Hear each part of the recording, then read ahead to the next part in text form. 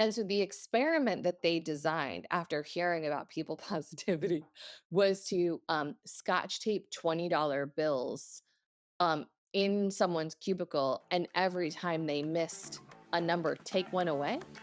Hmm. And I was like, okay. How did you? Hey, everybody. Welcome to the show. I'm Rodney, and that very ill guy on the other end of the screen is Sam Spurlin. Ill, like very cool. Yeah, totally. Yeah, Like ill exactly. Not communication. not like actively feverish. Yeah, definitely not like you should be in bed, kind of ill. Welcome back to Outwork with Reddy. This is a podcast about modernizing organizations as the future of work meets the present moment. Each episode, we turn our attention to one common organizational pattern, we pull it apart, and we propose what to do instead. This week, we are going to talk about people positivity. If you have been around the Brave New Work universe for a while, you know this term, but people around you define it incorrectly. And so today, we're going to dispel those myths and I think really talk about what principled design means actually, because we throw these words around, but we don't get super concrete all the time about what we mean, and that's today. But before we do that, let us check in. Sam, in your fevered state, did you come up with a check-in question? Oh, I sure did. Okay. Rodney, what's the weirdest talent you have? Oh my God. I don't know. You go first. Let me All right, I will think. happily go first. I can uh form little bubbles on the tip of my tongue and then blow them off my tongue so they float in the air. That's cool. Isn't that cool? I learned I it want in to be able French to do class in that. high school. You learned it in French class? Yeah. Okay. It was not part of Um the curriculum, just to be clear. unrelated. I'm like, do you have to be able to do that? I don't speak French, so I don't know if that's a requirement. The weirdest talent I have, I don't feel like I have a lot of like stupid Then human what's a tricks cool like that. talent? What's a cool What's a talent that cool you have? one? I mean, I think that my tarot reading talent is pretty Mhm, cool. mhm, mhm. It's I guess that also you could file under weird. It's a I weird was gonna thing. say, it's a little weird. It's a weird thing. I was at a social event recently where I did some tarot reading as a gift to the host, and it was interesting. It's interesting and weird reading for strangers, which I don't do very often when I'm like, here's what's going on and here's your future. And they're like, oh my God, which? And I'm like, I know, I know, right? So anyway, I don't I guess that know a counts. lot about tarot, but it's not like universally positive, right? So is it No. awkward to kind of offer tarot reading as like your contribution to a thing and then have it be like not so great news? I mean, Or they know what they're signing almost up for? everyone I read for cried at some point. So I Okay. don't Well, know. I did think yeah. about that. Like as I was walking over to the party, I was like, should I like pull the tower card out so that I don't just like ruin somebody's night? But then I was kind of like, that doesn't feel like a me problem. Mhm. Cards are the cards. Cards are the So cards. I don't know. I don't know the answer to that. You have Cool. to ask them. All right. um, Ronnie, I'm going to do the review request this week. We're changing it okay. up. Great. Hey, Go everybody. for it, man. You've been listening to this podcast, some of you for a very long time, and some of you for the first time. And if you haven't left a review on Apple Podcasts yet, that would be cool if you did. If you like the podcast, if you don't like it, give us a couple episodes. If you do like it, leave a review. Thank you. Awesome. I also love those of you who email us with ideas for the podcast. And Yes, then we've got some good I'm going to ones go leave a recently. review right now. And I'm like, I love that even on the other side, like the one sided conversation, people are like, I'm doing this, but also I'm going to go do anyway, I think it's very sweet and it's the kind of thing that I would do. Okay. So the pattern that I made up about people positivity is this: we encounter leaders and managers, people with authority who buy into the idea of people positivity initially. And then they try loosening the reins a little bit and doing a little bit less controlling and a little less planning and a little less managing. And then when something goes wrong, which it always will, no matter what your approach is, things go wrong. they overcorrect. And when that overcorrection happens, the people who were previously beginning to enjoy that freedom end up feeling apathetic, resentful, disenfranchised, maybe even worse than that, which proves to the leader that they were right to keep the reins tight all along. Let's actually dig into that because I think this is one of the most common things that we see in a lot of our client projects is that like very few people, very few leaders will just straight up be like, no, I don't trust people. I don't want to, have them do great work. Like nobody, very few, like only kind of like true sociopaths are are going to be actively against some of the words of people positivity. But then to your point, it's when they actually try it and it doesn't go perfectly that they now have a good excuse, good reason to like grab all that free reign back up under control and but now they can say, well, we tried. Right. So, what do you want from me? I did it your way and look what it got me. Totally. They have And that evidence. what it got me is often like not that big a deal, but to them it was. Totally. We should talk about the bias in that, like negativity bias at some point. But Yeah. first, do you want to actually define people positivity for our listeners, Sam? Oh, I don't And what have it it like, specifically what it's not also? yeah, I think this is one of the things where it's actually potentially easier to define kind of from the other direction in describing what it's not. Because I think often that's how people they fill in their own definition. So what it's not is everybody's nice all the time, Mhm. that people won't ever disappoint you or not live up to expectations, that we can't have hard conversations, that it's just like a good vibes all the time sort of mentality to how we experience our organizations. Yeah. I define people positivity. My very shorthand that I feel like encapsulates most of the adjectives that I hear are people are hardwired to contribute and able to change. That's Yeah. kind of it. Like, I think, we talk about Theory Y, we talk about Dan Pink stuff, we talk about like mastery and autonomy and purpose and meaning as all being under the umbrella of people positive. But like when I'm doing design work, what I'm always defaulting to is the assumption that on balance, people want to contribute and will do so without sticks. And when people say it is impossible to change, I just fundamentally mostly don't believe it.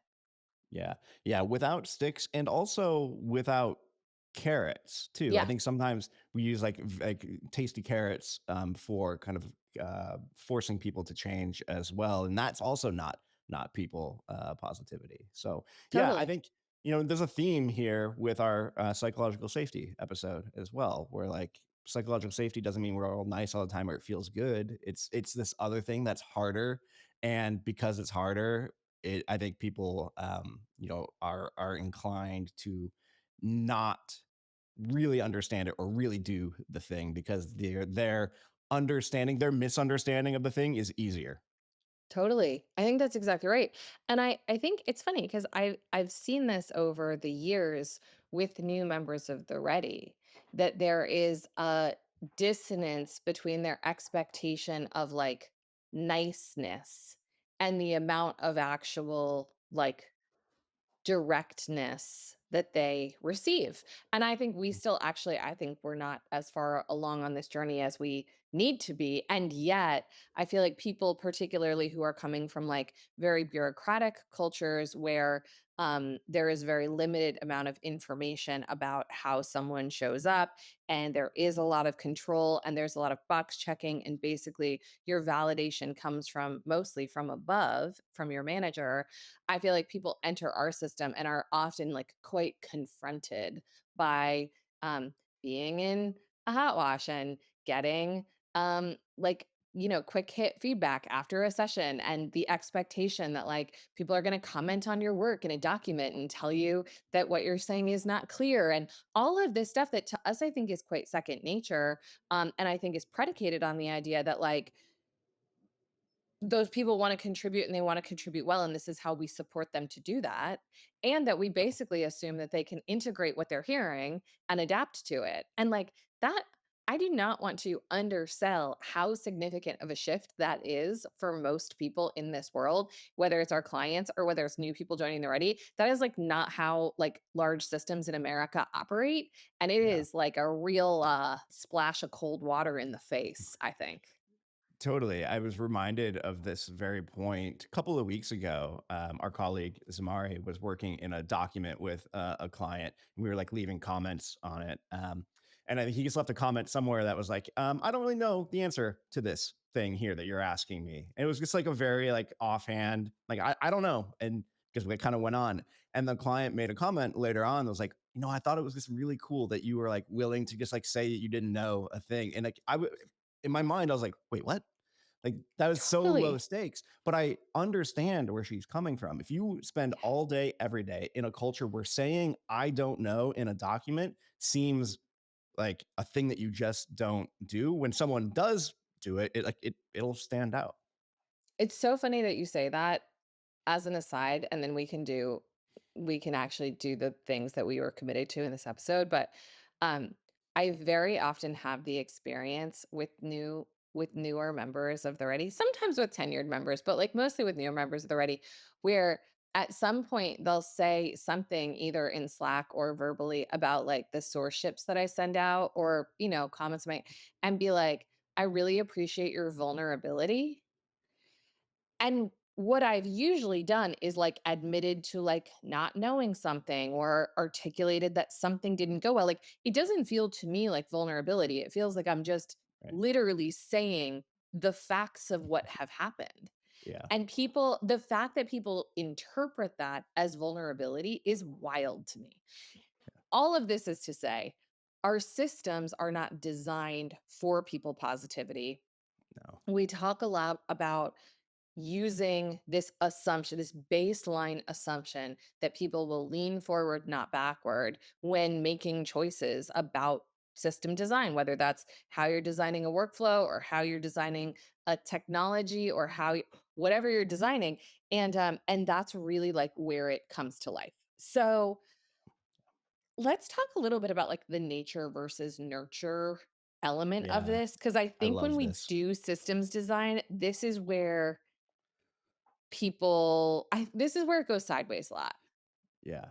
Well, this is what I think makes it such a gnarly problem, because if you so a leader who is saying something like, "Well, I tried this people positive thing, it didn't work," or like, "In my organization, people can't do this sort of thing."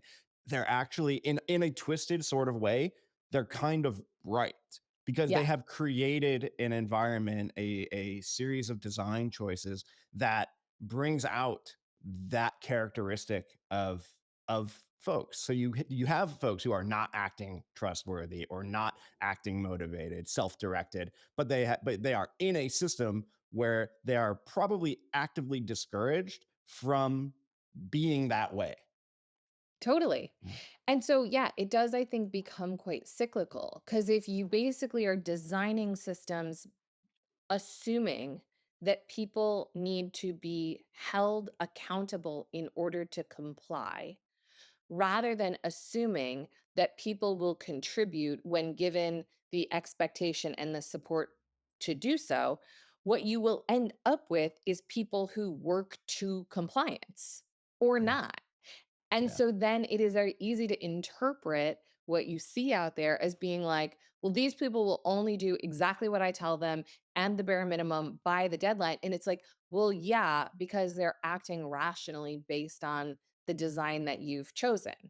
So yeah, it's like, there's this thing of like, I think a lot of times when we early in doing this work, people are basically like, leaders want to blame workers who have been institutionalized for years and years and years for behaving like disenfranchised people. And I'm like, Yeah. well, that's because you've disenfranchised them. And now you're mad that they're not operating with a lot of agency and like seizing their autonomy. It's like, well, what would you expect? Like Yeah. they're a product of a system of 20 years that was not designed for our natural way of being. Like Yeah. we learned how to behave this way from the systems that we worked in. And you're not going to necessarily overnight change your behaviors, even if some of the org design sort of decisions or design features that are around you have changed. And Totally. that impatience, that gap between like, okay, we used to be non-people positive. Now we are starting to introduce some people positive things, and people not immediately just like stopping on a dime and going in the other direction. That that is where that's the pattern that we kicked off this episode with. Yeah, exactly. I think we should give people some examples of this, and I can go Great. first so that you can think and give your fever brain a second. Also, normally we wouldn't ask Sam to be working while he's sick, but A, he volunteered, and B, we don't have another time to make this podcast. So here we That's are right. at 4 o'clock on a Friday, feeling like That's right. shit, talking into microphones that may or may not be working. Um, I was in a experiment design workshop facilitating once, and I was with Aaron. We did like our whole spiel about being complexity conscious, being people positive, and everybody in the audience was like, "Yeah, we love that. We're gonna do that." And then we did some experiment design work on the back of that talk, and we asked people from various tables in this large ballroom to share their experiments.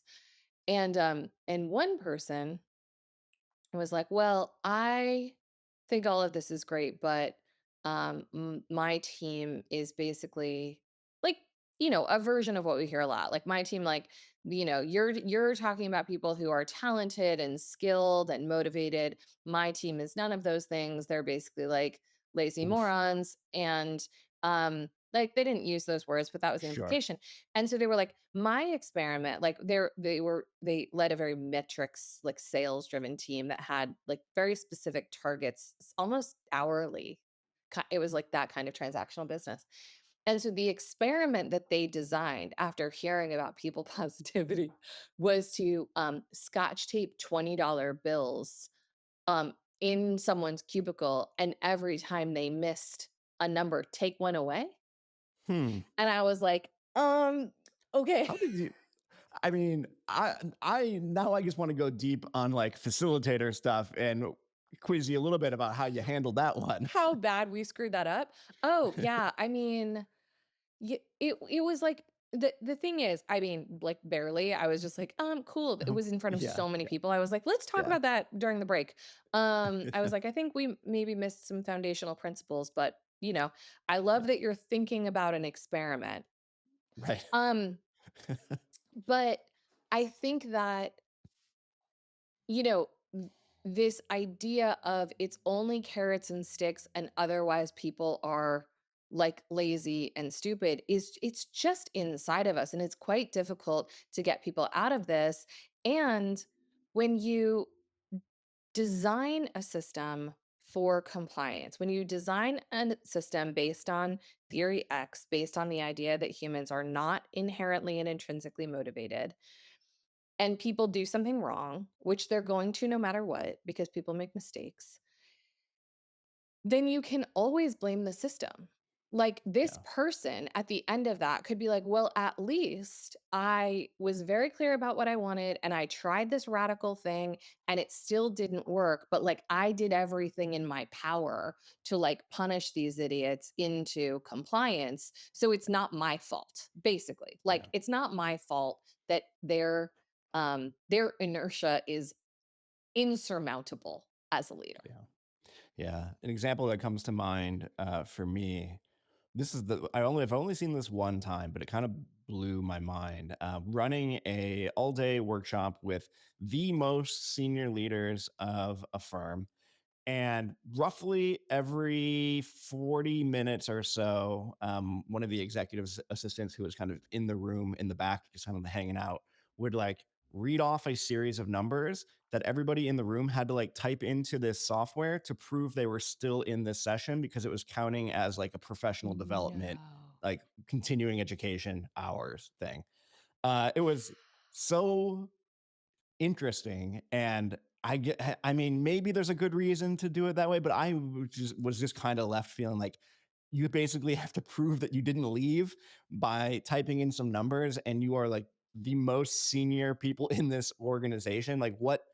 I wonder what the rest, what the non authority rich folks have to go through in this Right. company. Right. And like, y'all, in case any of this doesn't feel like it's hitting home, like you see examples of this all the time and often, and the data usually bears this out. The more anti people the policy, the worse the performance against it. So it's like I often talk about like Walmart versus Costco. Like Costco has a lot of very people positive policies, not just around things like the idea that like retail workers deserve benefits and a living wage and things like that, but like in terms of surveilling their employees, and just like there is a baseline level of trust that has been a significant part of the Costco ethos since its inception. And when you compare that to Walmart, which is like a highly surveilled, highly extractive kind of work environment, you can really see the difference in people positive design at Costco and not so much at Walmart. And when you start to dig into like the shrinkage data and the employee theft data, et cetera, and even like extrapolating that out further to theft by customers, Costco experiences like the smallest percentage of shrinkage in the industry. And so I use this as an example because they do the least controlling and the least surveilling to prevent theft, and they have the least theft. And it just makes me be like, I know it's counterintuitive to like let go, but actually, that's usually the thing that gets you the result that the grippiness is after. Yeah, it's it that I don't know how you help people kind of really like do you just have to do it and see that the world doesn't end when, y- bad, quote unquote, bad things, less Bad. than perfect things happen with your people positive sort of approach. I mean, it makes so much sense to me, but I've had so many conversations with leaders who just always have this like, well, it won't work here. We tried it this one time. And other than just experiencing it, which I guess is why experimentation is such an important part of like how we think about org change, I don't know how to get people over that hump. Yeah. So I don't I don't have a prescription for this either, but I'll tell you as someone who definitely struggles with this. I mean, which is wild considering like what I do for a living, but it's not easy. Like it's not easy when you're the person who is really like holding firm on minimal constraints, on not inserting controls, on just like basically starting from a position of trust and assumption of contribution, etc. When somebody does take advantage, and this Right. has definitely happened to me dozens of times, it is so understandable that the reaction is to lock it down. Because Like, it feels personal, doesn't it? it feels so personal, and also Yeah. you feel like a fucking idiot. You feel Yeah. like I have been holding firm to this principled thought about this, and everybody out in the Yeah. world thinks that I am like a naive idiot, and like this person just Yeah. proved them all right. And so Yeah. now the intuitive thing for me to do is like lock this shit down. And I'll give you a perfect example that is super crisp. We have talked before about discretionary spending on this podcast. There have been instances in the Ready's history where people have used their discretionary inappropriately. We'll just leave it at that. And there have been moments when that has become apparent to me that I've been like, okay, well, maybe we should, in my mind, not publicly, but I've been like, do we lock this down? Do we make this Right. public? Do we blah, blah, blah, blah. And it's like, it's really easy in the moment that it happens and you feel like a fucking moron for trusting people and you feel taken advantage of and you feel like everybody who's told you that command and control is the only way to lead a company was right. It's really easy to regress Yeah. to the way everybody does this. And Yeah. you have to just not. You have Yeah. to just go, that was two stupid charges to a credit card out of tens of thousands of charges to the credit cards.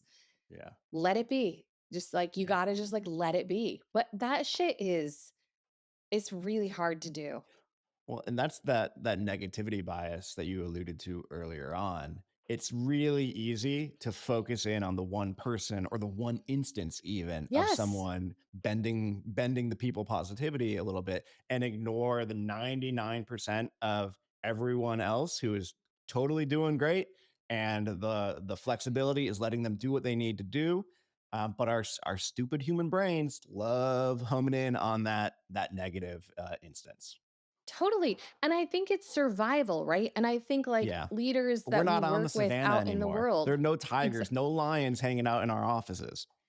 but it feels like that. Like Yeah. when somebody turns to you and goes, "Do you know that this person charged the company for this thing, blah, blah, blah, blah, blah." It feels like you're back on the savannah. And it's just like, how many more tigers are Yeah. here? And it's really easy to become paranoid in these moments. And like, this is like a very accessible example that I think anyone can understand. But like, I think this is how you end up with expense policies where you have to provide a receipt for anything under Yeah. fucking $5. It's Yeah. like, or where like, an executive can't buy a plane ticket. Like, this is how we end up with this stuff because somebody makes a mistake and someone with power finds out about the mistake and then they regress. And they're like, that can never happen again. What control am I going to put in place? Right. The problem is then you're going to apply that control to everybody and Everyone. you're going to kneecap everybody's freedom and you're going to Yeah. punish all of these people who didn't do anything wrong and who were stewarding the company's resources in perfectly acceptable ways, and you're going to fuck over all those people because this one butthead did this one butthead thing one day. Yeah, and the really sneaky part about all of this is that the inconvenience that you're introducing to everyone is probably relatively small, and the thing that you are fixing is, relatively big, Totally. but it's when you scale it across everybody that this relatively small inconvenience has now become this massive org debt example in your Yes. company.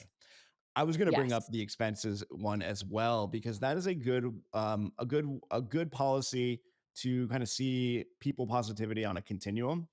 Like Yeah. you can have an incredibly people positive expense policy, which would basically be like, I guess we don't really have any. I mean, I think I would say ours is pretty people positive. Like spend what you need to spend. You've got discretionary. People aren't coming in and like checking in on you. Like, do be cool, be smart about the ready's money. And there's a bunch of guardrails around like project P&L and things like that that help give clarity. All the way to the other end, which is the example that you gave.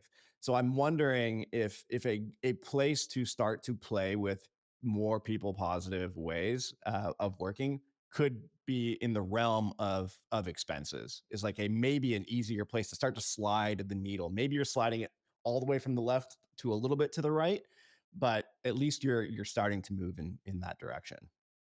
I think it's a really good like thought experiment for anyone who has some level of control over those policies because A, you can get data so that when your monkey mind freaks out about something going wrong, you can do what I did in that example and be like, okay, we had, however many thousands of transactions last year.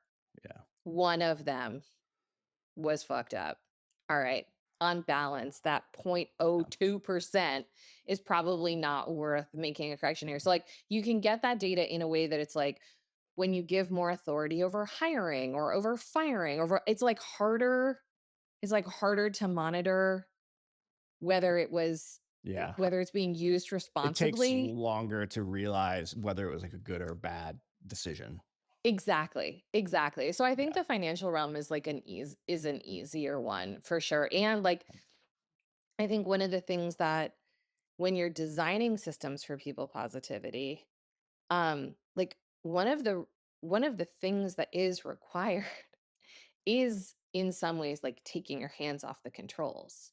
And it's like, I've definitely had, how many times have you introduced like an action meeting and the leader is like, how do we know that we're going to talk about the right things? Or like, how do we know that people are going to bring the right topics? Or like, how can we make sure? And like, the truth is, when you're designing for people positivity, the making sure is the believing in the people positivity. And Yeah. that is a real switcheroo mentally for most of us because mostly we make sure by being in each other's stuff and questioning Yeah. and holding accountable and deadlining and checklisting, et cetera, et cetera. And when you are designing a system with people positivity in mind, it is based on the assumption that people are going to contribute. Yeah, I love that you brought up the action meeting example because it's actually a really good example of what I was talking about before with that gap. Because an action meeting at its core is a more people positive way of having kind of a weekly staff meeting. And with one of the characteristics of it that is particularly people positive is the emergent agenda or building an agenda together. And almost universally, the first 1 to 3 times that I run an action meeting with a team, nobody has any agenda items. Totally. Or the Always only person who does is me is the trying to leader. model and the Oh, leader. Yeah. yeah. Me They're trying to be like, like I have a I, triage item. here's an example of what I know you all need to be talking about. Uh-huh. But you get over that hump, 2 or 3 meetings, and now suddenly you've got 50% of the people, 75%. Everybody at the meeting is bringing an agenda item. And that is a group of people shifting their understanding of what is expected of them and what is valued from them. Yeah. And it can't do it overnight, but it doesn't have to take forever either. Yeah. Totally. Do you have another example like that? Those are good ones, like the expenses, the meetings. Where else do you see the people positive principle behind a practice really specifically? Hmm, hmm, hmm, I hmm, mean, hmm. one that comes to mind for me is around tooling. I mean, we talk a lot Okay. about like Yeah. defaulting to transparency, whether that is transparency around, I mean, at the ready, like there's so little that's locked down that everybody can't see. But it's Right. like, I mean, there are a few things that are related to Right. like individual situations, but like, I think that that's not super typical. Yeah. Most organizations operate on kind of a need to know basis, even small ones like us. And I think again, the people positivity lens here is like, I am going to assume that if we are sort of default to transparency, that people will use information well, that they'll take care of it well, that they will know that they need to lock down certain things that have sensitive client information, et cetera, which they do. And basically that they can handle it. There's like an Yeah. element of being people positive that's just like treating people like adults rather than putting Yeah. them into the posture of like they have to go and ask Ashley if they can please like see the Right. P&L for their project. It's like we just assume that you can handle seeing shit, Yeah. and that's the baseline. Yep. Yeah, I was gonna go to that aspect of people positivity because I don't know that we've talked about it quite as much, which is the aspect of um, people can handle stuff. Like people are Mhm. capable of having difficult conversations. So the example that I was going to give, which is something that we're trying to get better at right now, very consciously, is feedback. Yeah. So the summative feedback process, where every 6 weeks your core project teams coming together to give each other feedback on how things are going and what you need to work on, is our one of our attempts at having a really people positive approach to feedback and making sure we're having those feedback conversations when we should, um, as opposed to not having them ever. Yeah. And I think to me, like, just to add to that one, part of to me, the people positive framing on that is what we don't say about summative is like, nobody goes, here are the 5 things that you need to work on. And now the feedback is about how you did and your report card and what the rewards or punishments will be for Oh you yeah, for meeting or sure. not meeting those goals, which is how a lot of feedback processes Yeah. work.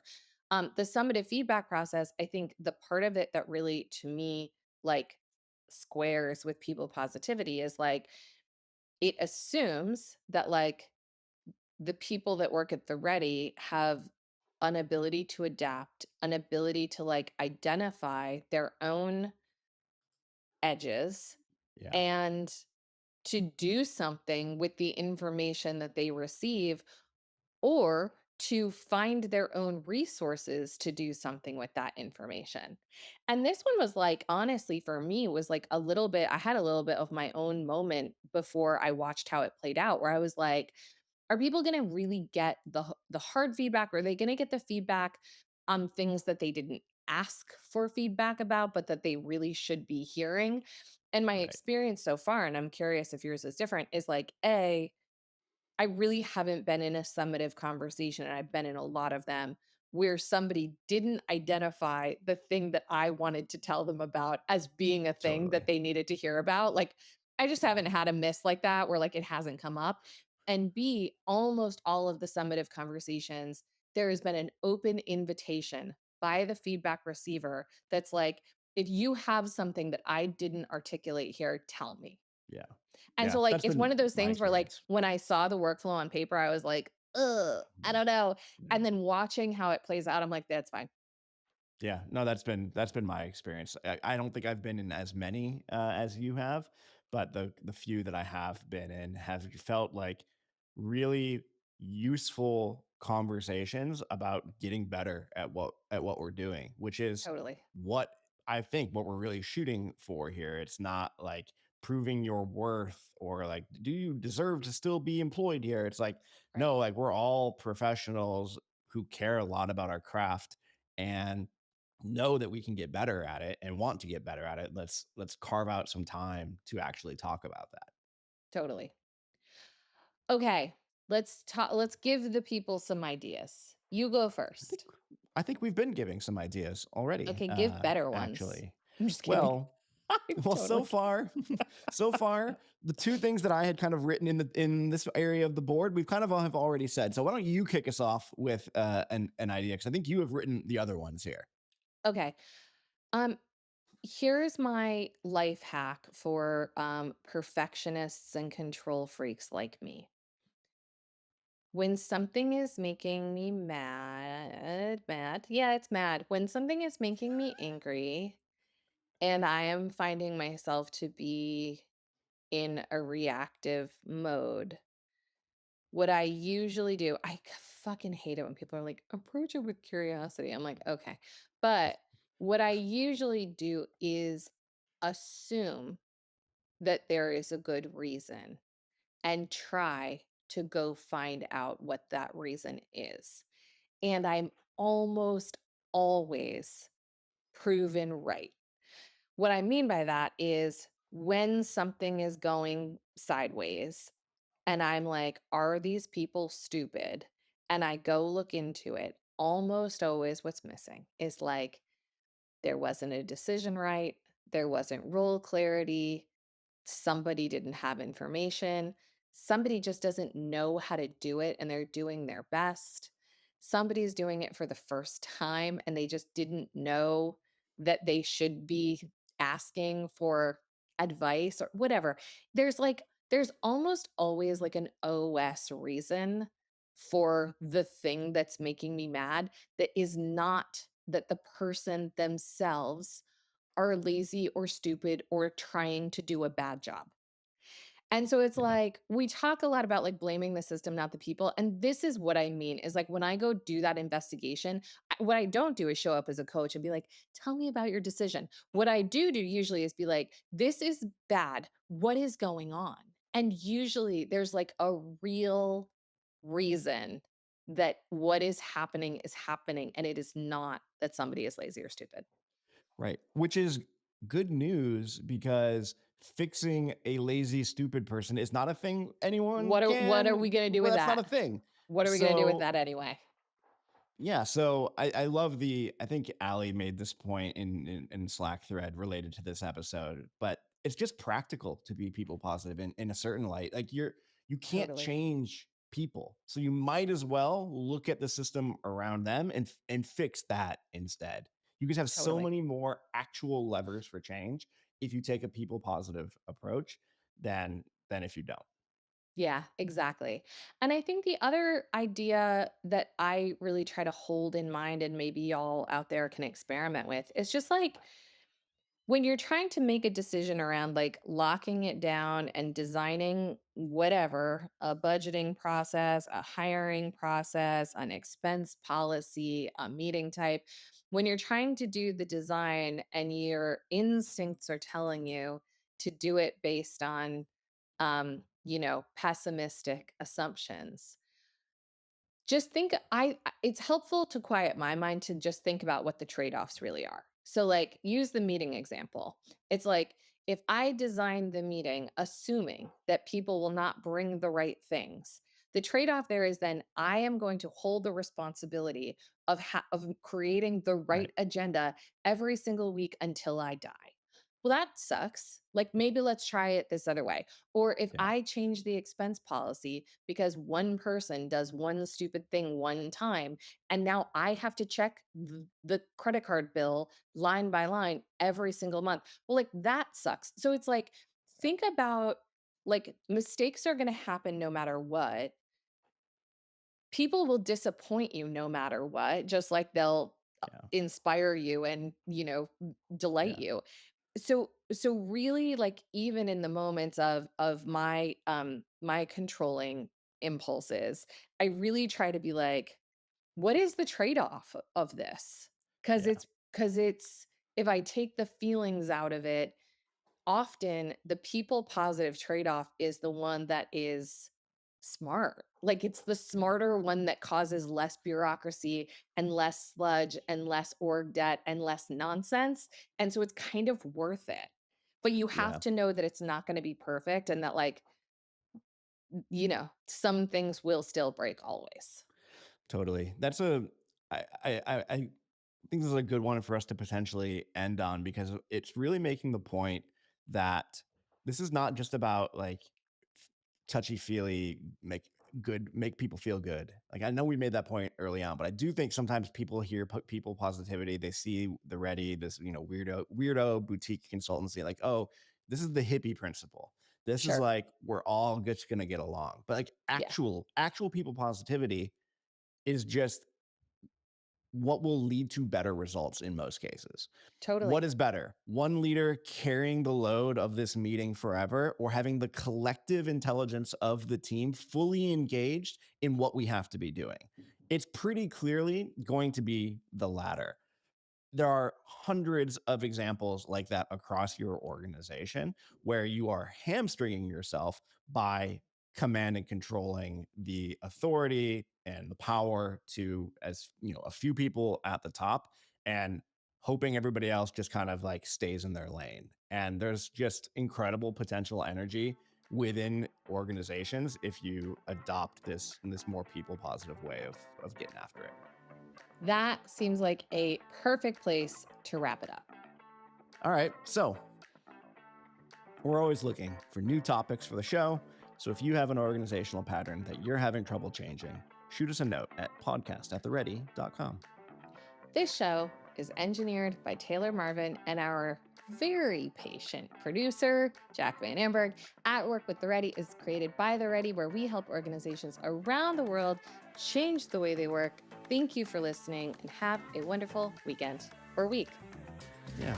Bye.